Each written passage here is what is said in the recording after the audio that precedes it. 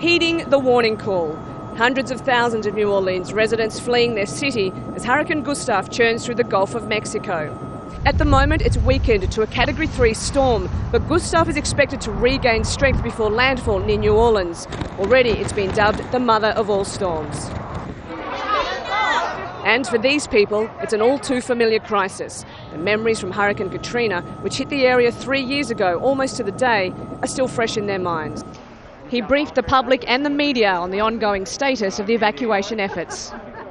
The next big announcement for today is that I want to announce that we have already filed with the clerk of court that we will be implementing this afternoon a curfew, a dusk to dawn curfew will take into effect this afternoon starting at sunset. There's already criticism that the fears may be exaggerated. Some say they are based more on political concerns after the fallout from Katrina rather than a real sense of danger. But for residents, they're already stocking up on generators and wooden boards, preparing for the storm that's already ripped through Haiti, Jamaica and Cuba, killing dozens and destroying fields and buildings. Just boarding up some clients' homes before I head out to wherever. I might stick around, but comes a little more east, gotta go. Gotta keep my family protected, you know. The storm was very much present on the minds of US politicians, not least those on the campaign trail. Obviously, to keep in our thoughts and prayers the people in the Gulf Coast, especially in New Orleans, that are threatened by this terrible natural disaster.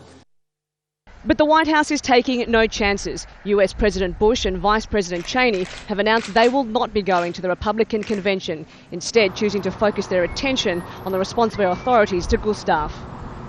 Gustav is expected to make landfall along the same stretch of coastline of Louisiana which was battered by Katrina, which caused the worst ever loss of life in the US from a natural disaster. Officials are predicting Gustav could be even deadlier.